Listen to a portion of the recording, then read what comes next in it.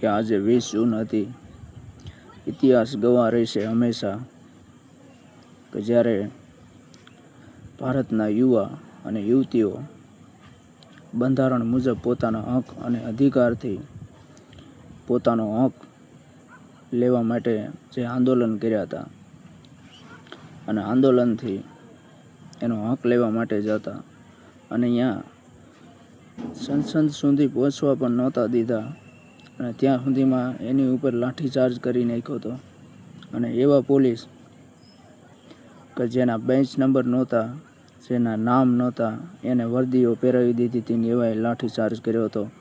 અને 10-10, 12-12 વર્ષની છોકરીઓને જે માથા ફોડી નાખ્યા, ડોકા ચાલી અને પટકી, એની છાતીઓ માથે પગ માર્યા, યુવાનો માથે લાઠીચાર્જ કર્યો, ફાવે એવું વર્તન કર્યું.